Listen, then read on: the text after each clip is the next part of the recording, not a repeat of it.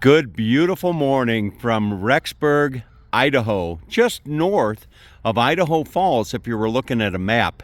And I was looking at a map yesterday and I saw this on the map, Legacy Flight Museum.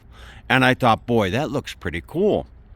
And I looked at the reviews and I thought, this is a place that I definitely want to stop. I want to stop and check this place out, and in doing so, bring you along for a little walk and talk tour through the Legacy Flight Museum. Now, I walked into the front door, and this gentleman, you are a gentleman, right? I am. What's your name? Roger Olson. Roger? And what's your connection with this museum? I'm a docent. I'm retired. I got my pilot's license in high school, and I can't afford to fly now, so now I volunteer at the Flight Museum and bum rides when I can. And you used to fly? Yeah. What did you fly? I flew single engine land. I started out in a tail dragger, and I flew single engine, constant speed prop, retractable. I almost got my commercial, and then I got married. Oh, okay. And then that ended everything, right? Ended everything. And my apology, your first name again? Roger. Roger. Roger, tell me, before we step inside the doors here, what is this? The Legacy Flight Museum was founded by John Bagley in 2006, and he's a local pilot. He's a businessman. He was very successful. He had a lot of airplanes. He raced in Reno. He collected planes and had the idea that we really ought to have these available to the public. Oh, fantastic. And so now the city of Rexburg actually runs and maintains the museum, but John is still very involved in it. Wonderful. Well, let's step inside and take a look. So, how nice. I'm glad that you were open on my way in. Yeah, we're just about to close for the season. Oh, you are? So you do close for the season? Except on Saturdays. Okay. And so you walk in here, you've got all types of things hanging up on the wall and in different display cases. And models all over Now, the place. if I'm not mistaken, the sign took me down Chuck Yeager Way. It didn't. It's Pioneer Road, but Chuck Yeager was. Come in here. Let me show you.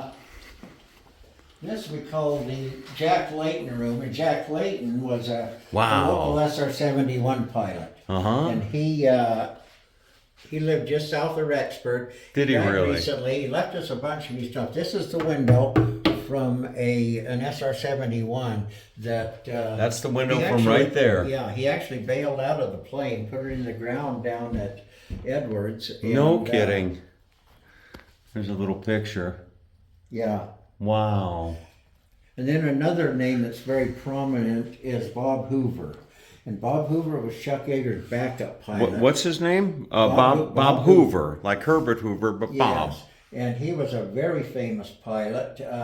He was a World War II POW. He and a buddy escaped, commandeered a German fighter at gunpoint, flew it to safety, and then after the war, he worked at Edwards Air Force Base. He was Chuck Yeager's backup pilot when he broke the sound barrier. I'll be darned. He worked with a lot of the original astronauts, but then he flew this plane in Reno. He raced it. And this would be his. That's his flight suit. Do you call this a flight jacket? Flight suit. Flight suit. And wow. John here was the founder of the museum. Actually flew this plane in Reno for him when Bob got older. This is the gentleman, the founder of the museum, and his name again? John Bagley. John Bagley. But we have that plane. Oh, you do have that plane right there? It's a national treasure, yeah. It's a national treasure. It's the most famous Mustang in the world. I bet some people around here say you're a national treasure. Not me. No? But John probably is. We have a lot of cutaway engines. The guy in Reno that cuts these away for us. Wow. This was the type of engine that was on the airplane that Harrison Ford wrecked in when he landed on the golf course in California. I'll be darned. He was flying. Harrison Ford was flying? Yeah. Yeah, he's been a friend of the museums. He used to come over here once in a while. Look at this. Boy, what a beautiful This is a place. model of the Wright Flyer. Uh-huh. Look at that. Main thing the Wright brothers did was prove that heavier than air sustained flight was possible. And so once they did that, all the inventors saw what worked, and they came out of the woodwork, and we went from this to World War I in 10 years. Uh-huh. And then another 20 years we were in planes. Everything in here is either airworthy or runs except the helicopter and the jet. And so they fly them regularly. This is a 29, 30, and 31 Model A they use in parades. Look at this. Wow. Boy, folks, am I glad that I stopped. This is World War II. I think it's a 42, 47, and this World War II? yeah, and this mutt is Vietnam era. Mm-hmm. You know, I lost my father several years ago now, and he was a member of the Greatest Generation, and he would have loved this. We still get old World War II pilots in here once in a while. We're losing them like, every day. There's a guy here that does honor guard for him, and he's busy almost every week. We did the honor flight, yeah. So this doesn't fly. No, and we had a chance to get the original MASH helicopter. They wanted too much money for it, so we got another one and painted it up, and we let kids get in and sit in that. And no, I'm a kid at heart. So get in it. Could I get in there? Sure. Can you hold that right there? Yep, get in. Let's see here. All right, I'm gonna get in here. We should have the MASH theme music playing. Yeah, we should. You know. You put your left hand here, that's your throttle, and your collective. That goes up and down, makes the plane or the helicopter go up and down. That's your cyclic, and it goes back and forth, forward and backwards. You put your feet on the pedals, and that keeps the tail behind you. There you go, folks. So that's it. All right. Thank you, Roger. Oh, that's nice. And we have this collection of cutaway engines. This is the Pratt & Whitney 4360. And they use these on bombers. It's 28 cylinders, about 3,500 horsepower. Wow. You can see over here it's been cut away. Look at that. In the R2000. This one is interesting. It's a Bristol Centaurus. It was made in Great Britain. It has sleeve valves like a two-stroke, and so this sleeve goes back and forth and exposes the appropriate manifolds to the intake or exhaust. Wow. They use these on single engine. They put these on the Sea Fury. Mm-hmm. And I can't imagine sitting behind this trying to fly it. Wow. And they put these on too. These went on the Corsair. These were on, they had 8 of these on Howard Hughes' Spruce Goose. They had 6 of them on the B-36 Peacemaker. Mm-hmm. Like I say, the Corsair had them. And then this one, look at the engineering, all with a slide rule. There's the blower. That's the carburetor. That's the carburetor. And the blower. What's this up front? That's the blower, the supercharger. The blower. So that's the supercharger. And then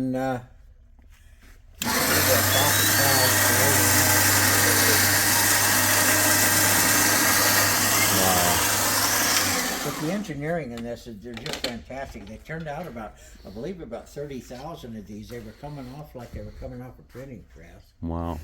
This is the Curtiss Wright R3350. Mm-hmm. And they used these on the Lockheed Constellations and Super Connies. They were on the B-29. This is a Grumman tracker. It's a Cold War era submarine chaser and torpedo bomber. Repeat the last part of that. It's a submarine chaser and torpedo bomber from the Cold War. Torpedo bomber. Yeah, it has a drop of torpedo. Wow. Right there. Belly.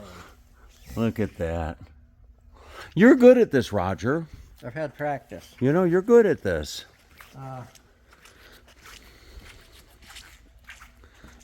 Look at this. Look inside of it. It's actually certified to fly with one pilot. But the Really? military required two, and then two observers. And then it has seats back here, and it was all full of electronics. Wow. They launched these off of a carrier. It could go from 0 to flying speed in about a second and a half. 0 to what? Flying speed. In how long? How About fast? a second and a half. A second and a They half. launched them with a catapult off of a carrier, and then that's the tail hook on it. Wow. And it could stay in the air. They had these huge fuel tanks on them. Boy, folks, what a nice, you know, I hope Roger's watching this from some time back, and he appreciates this. Look at this. This is the famous Old Yeller that Bob Hoover flew. Bob Hoover, after his military days, became a test and demo pilot for North American Rockwell, and they bought him his first Mustang. Later on, they gave it to him. He wanted it to have a good home. We have it with the stipulation that it will never be repainted, it will never be resold. If for some reason we don't want it anymore, the Smithsonian gets it. The Smithsonian. So this is this aircraft right here, the North American Mustang, the greatest overall combat aircraft of World War II, powered by a legendary Rolls-Royce Merlin V12 engine. The P-51 Mustang was the first WW2 fighter capable of escorting Allied bombers to Germany and back. The museum features 3, including Bob Hoover's Old Yeller. Look at that. Originally, the Mustang went from drawing board to production in 6 months. The British actually were the driving force behind the development, and they contracted North American to build them. They put the Merlin engine on it originally, and it was against the Idaho or the U.S. tariff laws. Hey, the Allison engine originally. I did. That's what I said. Oh, you said the Merlin engine originally. Oh, it's the Allison, yes. And the Allison didn't perform well. And so what they did, they sent it to Britain, and Britain said, we can do better than that. They put the Merlin on it. And the United States said, we want Merlins too. And so Rolls-Royce couldn't produce them fast enough. And so they licensed the Merlin to Packard. And Packard built Merlin engines for both the U.S. and Britain. Both of our Mustangs have Packard Merlins. It's a V1650. Wow. Incredible. Here, come over here. I'm going to let you do something I don't let everybody do. All I'm right. going to hold that for you. Put your foot in here and your hand in there and get up on it and look at it. Look in Okay. there. Let's see here. You got it? I got it. All right. So let's see here. Foot in here. Yeah, Hand in here. yeah, Get up. You want me to sit in it? you could. Wow. Let me come around Kind of here. like this? Yeah. Don't start it. Don't start it. It will start. All right. If you do it, know what you're doing, and especially if you don't start it. Look at that. Bob Hoover's famous Old Yeller. Wow. All right. Beautiful. Just beautiful. Thank you. Uh-huh. All right. Let me see if I can step out of here now. Yeah. I'd imagine it was pretty noisy in there. It's not as bad as you'd think. That Merlin engine, they call it the musical Merlin. It has a beautiful sound when it's running.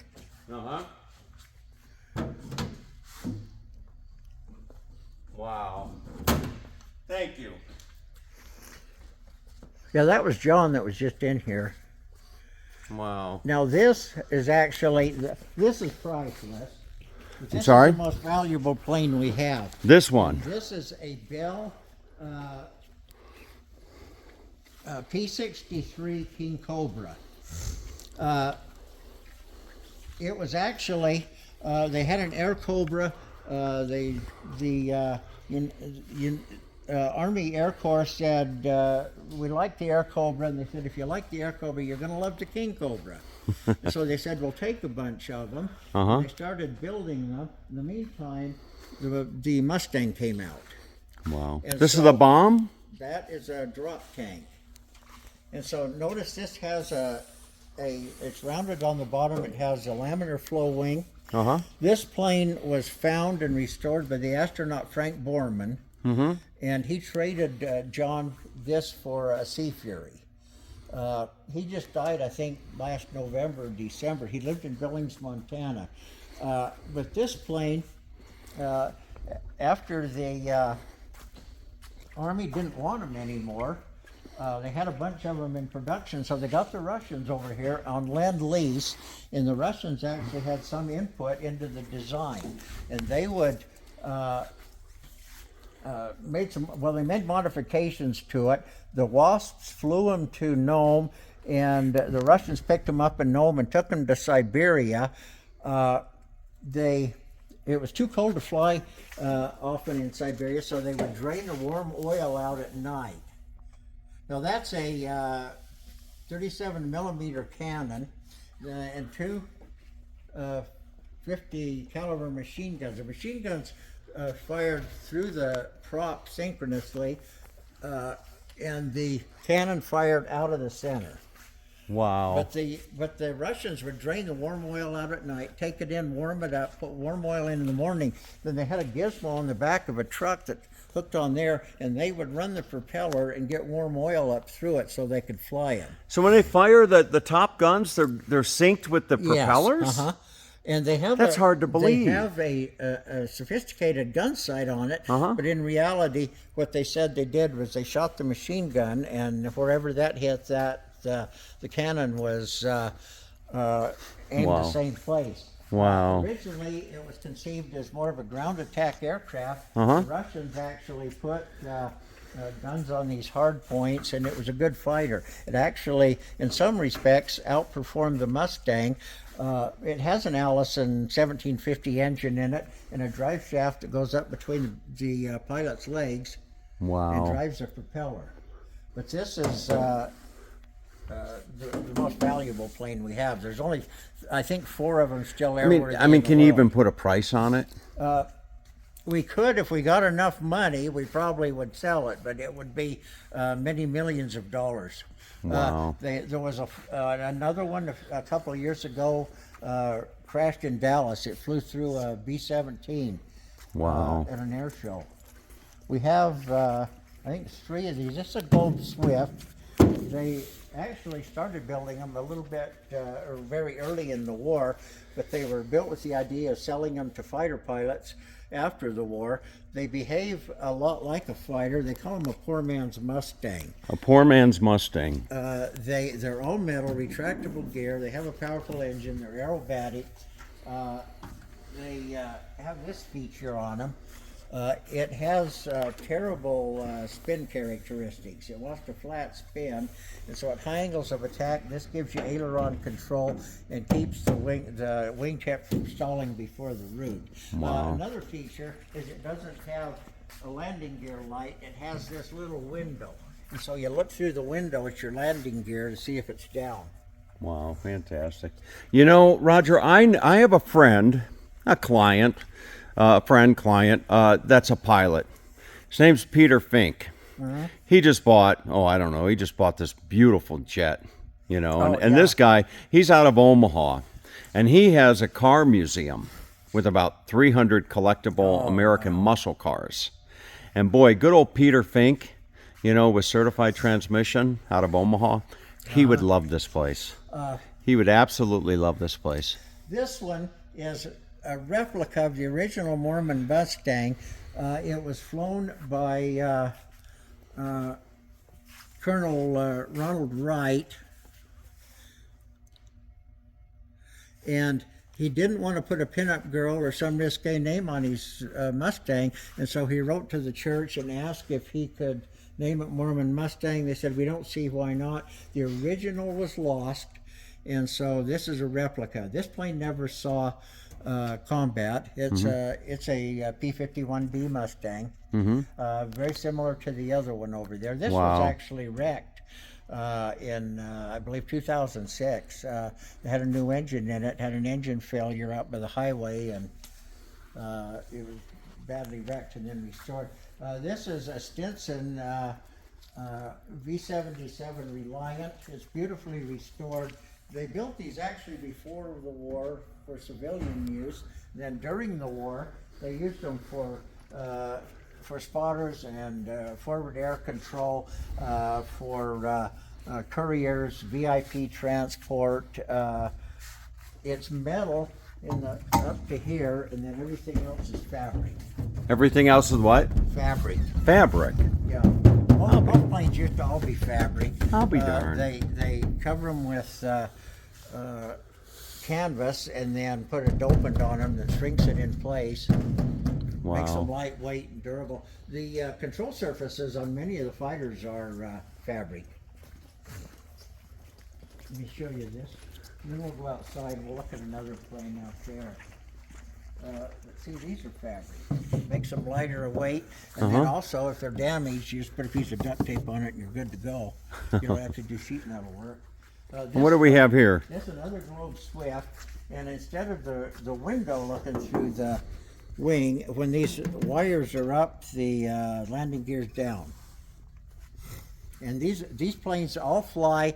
This one hasn't been in the air for a while. It's got to be have its annual inspection and insurance on it. Most of the rest of them have been in the air in the last few weeks. Look at this beauty. Yeah. Now this was a McDonnell Douglas Skyhawk II. It was never actually a Blue Angel. It was painted exactly like the ones they used at the time.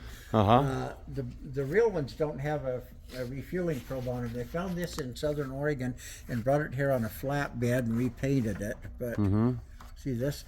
These drop down at low speeds. It gives them better control Wow. at low speeds. Let me show you a plane out the back we've got. Well, Roger, you know, I couldn't have asked for a better tour.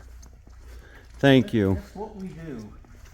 You know, folks, it's videos like this, you know, that years from now, this gentleman's, you know, loved ones are going to look back on this video and say, there's Dad, there's Grandpa, you know, there's our friend. Look at this. I got 19 grandkids now. Do you? All of them have been out here. Well, you know, I was just saying on the video that when I upload this to YouTube, I'm going to more or less immortalize you. Well, good. You know, so you are going to be, Good. your grandkids will be able to watch That's this good. for I don't know how many years years to I have come. left, so that's good. Well, This is a DHC-4 Caribou. They were used extensively in Vietnam. Air America flew them. They're a short takeoff and landing medium cargo aircraft. You can get them in and out of short and rough fields. There's only, we believe, 4 of these still airworthy. They have a lot of them on static display. This was in the air about 5 weeks ago. We're putting a new propeller on the left side. it was in the air recently. About 5 weeks ago. There's only, I believe, 2 of them in the United States and 2 in Australia that are still airworthy. Wow. So we can go up inside of it. Look at that. All right. And then if it's okay with you, I'm going to need to wrap the video up here in a moment. Fine. I'm going to take you up and let you get a better view from up here, but let's go up inside and just look Okay. at it real quick. This is the de Havilland DH4-C. DHC-4. Let's take a look. Hello, sir. Morning. Wow. They could put 2 Jeeps in this. 2 Jeeps. Yeah, the cargo door folds up in the back, and they often fly it with it open because it's so hot in here. They can put 32 personnel in it. Wow.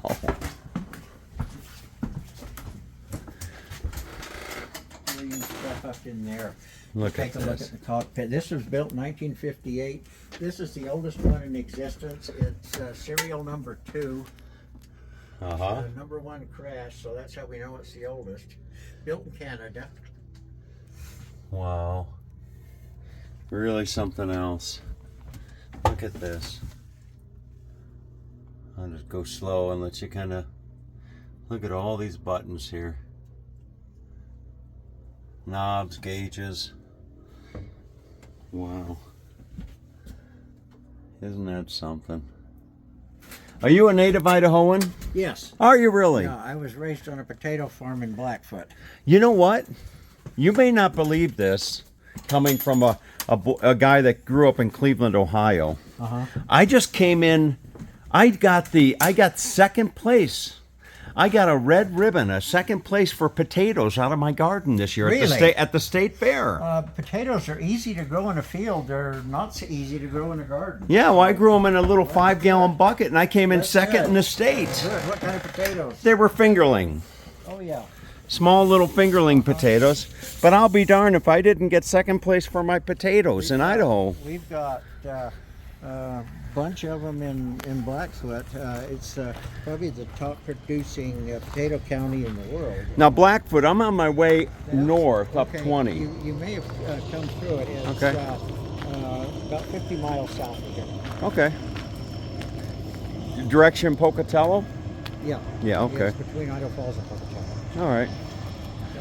Well, That's what it looks like. Now, let me take you inside real quick and just have you get another view from upstairs. where are we going? Inside the museum? I'll show you. Okay. So do you get up in the air now and then? Yes.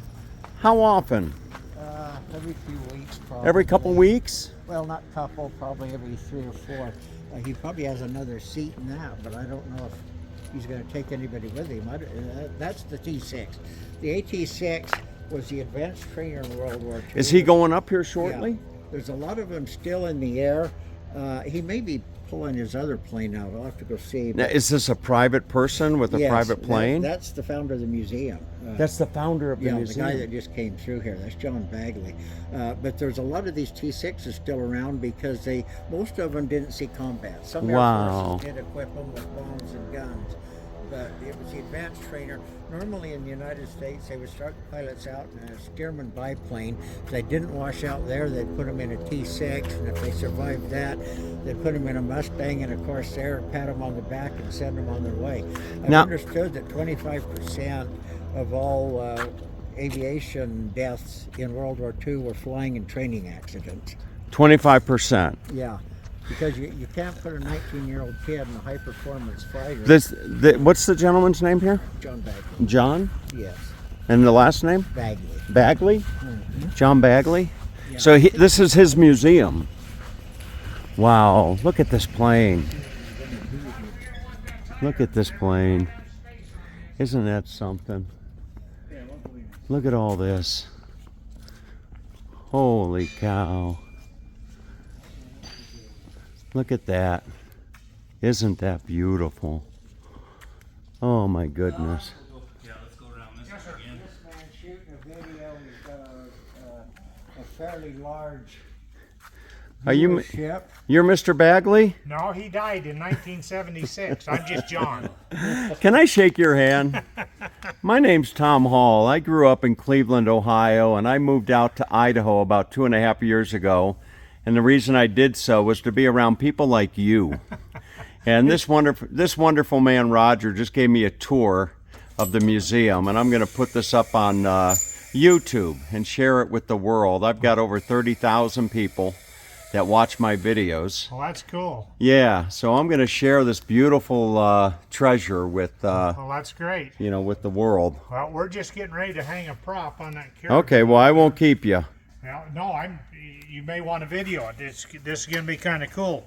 We got 2 yups and 1 genius I just here. want to You- make sure that we don't tilt it down too much. So you're going to hang this prop? Okay, questions on which spinner do we want to take out? Let's just get the prop on and I'll get everything from there. I got to sort through stuff. Yes, so on that. if we get the prop on and hung, then I'm going to be doing Okay. kind of slow with this Okay. stuff. I All just, hands on deck. Roger, you get here too. Watch as we pick got this this up. All right. We've got to control do you want me to help? You can just kind of watch and make sure things. You might want to go back just a little Let's bit. just make tilt. sure we're doing it right. All right. Wow. Heavy sound. No, I mean with the tilt. Look at Tilt. this, folks. Yeah. I'm going to get where I get some better light. There we go. All right, coming up.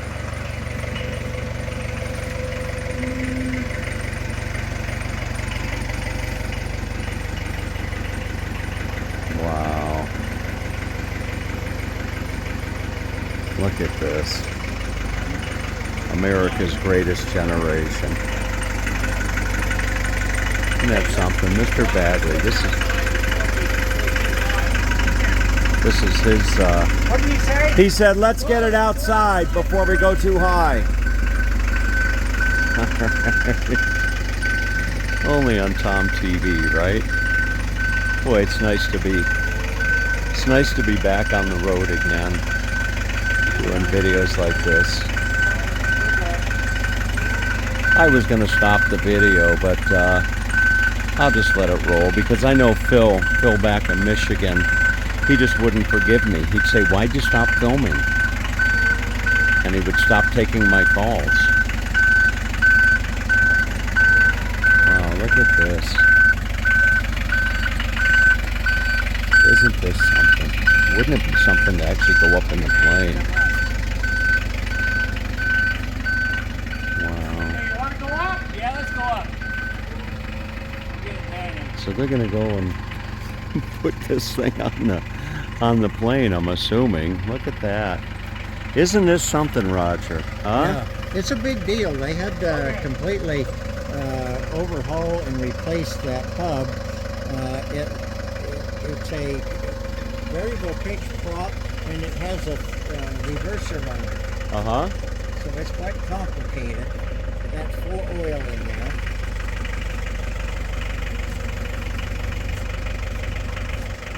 Wow, look at this, folks, as if you were here yourselves.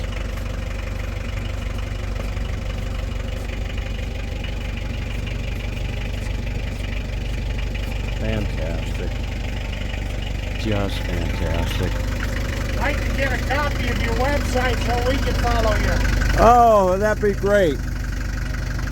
I was telling Roger I'm going to make a legend out of him. You know, Roger's going to be a legend. And he asked me if I want his autograph. He said, you want my autograph now? Roger's just a little bit full of BS. Is he? Yeah. Just a little. Are you native to Idaho? I was raised in Wyoming, 120 miles just over the line. All right, I won't hold that against you. I have been here since I moved here in 73, I believe. Are you a veteran like myself? No, I'm not. You're not. I Okay. just collect old airplanes and try to honor the vets. And you've been flying them? All of them. All of them. Fantastic. My dad was a member of the greatest generation. I lost him a few years ago. Now this caribou, this has been a real active. Where are we taking this? Right to the front of that engine Oh. right there. You're going to put it right on there. Yep. And this still flies. Oh yeah. You want to know how much fuel it burns an hour? How much? All of it. I bet it must be a thrill for you sitting behind in the cockpit It flying is. these. It is. You know? I bet you go to bed at night sometimes and close your eyes and it just you just go to find yourself sitting in the cockpit. Well, I'm the luckiest guy on earth because not only do I fly him, Todd flies him, and my son flies him. So we got two P-51s and a King Cobra up all at the same time with my best friend and my son. And you go to air shows? Oh yeah. Wow. We had an air show here in June. This is fantastic. Hey, Roger, Who's this gentleman over here? That's Orland. Orland? Lewis, yeah. Orland Lewis? He was a crop duster He was a crop for duster. years and years. Uh-huh. Here in Idaho. Yeah, just south of here in Rexburg. Okay. Okay, let's. Okay, look at this. I just had to replace the wiring harness and. Wow. I'm gonna see. Thank you, Ron. Oh, that strap. Look at this, folks. All right, you grab down here.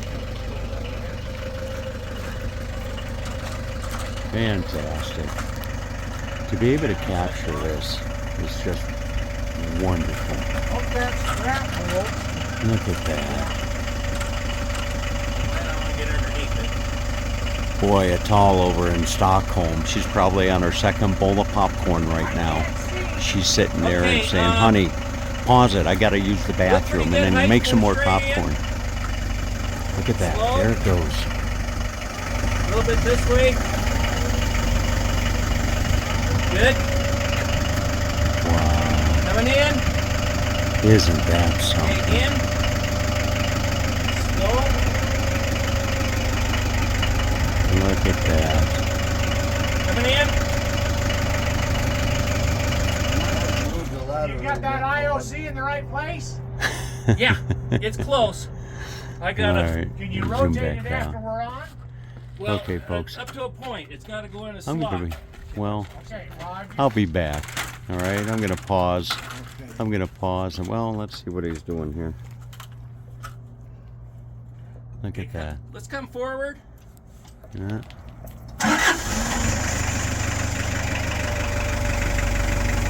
Put that baby on there. I might have to rotate a little. That's what I love about doing these videos is capturing things like this. You know, it's the unexpected. It's just coming in and capturing the unexpected. I got to rotate it a little. That's good. Hang on, John. All right. Okay, folks, we'll be back. All right, so I found my way back in to the museum with Roger, and he wanted to take me up here to the second floor. I guess they have more items up here. You can get a panorama view of the museum from up here. Look at this. Wow. Talk about a room with a view. Isn't that something? That's beautiful. Just beautiful. Oh, look at that. There's a parachuter. I didn't even notice him. My dad was in the 101st. My father was in the 101st Airborne. Oh, was he? Yeah. Look at all this. This is Civil War. Civil War? Rations, yeah. Look at this Civil War. Hardtack Lye and soap. jerky and Wow. we got Isn't this documents, something? Saddles, Army saddles from World War One, a pack saddle, uniforms. Wow. We got Look at all of the this. accoutrement from several different militaries, barbed wire. There's all the medical barbed wire. equipment. German World War I war wire. Look at all the uniforms. And What a and this is all Mr. Bagley's? this is from, it was from the Fort Henry Museum, and I guess they lost their lease or something. You said and- Fort Henry? Yeah. Now Fort that's Henry an- was just up the road here. There was an old military fort. And Okay. that was the museum. It was called the Fort Henry Museum. Okay. And they, I guess, lost their lease or something. And those are Brownings. Wow.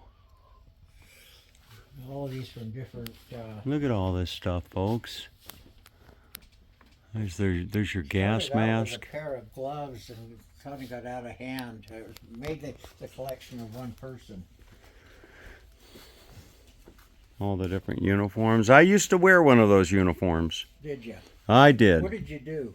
I was well, I'm not going to tell you what the troops called me, but I was a medic. Oh, okay. I was Yeah. I was an infantry medic, is what I was. But the troops, they called me a different name. I'm gonna keep this clean. Okay. Okay. Wow. Then it goes clear up through here to MREs. Uh-huh. We started out with hardtack and jerky and ended up with MREs. Yeah, that's what I used to carry around. I Right saw there. those for the first time in the Gulf War. Yeah, the 1980s. Yeah, I was in Saudi Arabia during the Gulf Wow. War. So. All right. You know what I'm going to do? I'm going to stop filming and take a couple pictures. Okay. Okay? Good. All right, folks. I found my way back outside, and I'm going to wrap this video up right here. They're still working on this propeller, getting it all hooked up. And what a, I can't. This is probably one of the more enjoyable, spontaneous stops that I've had in my travels for quite some time. There's the local legend. So, Roger tells me you're a local legend. Only in my own mind. Only. All right. Well, thank you, sir. I don't know. The police think you're a legend. Look. The FAA thinks I'm a legend. All right. Have a great day, everyone.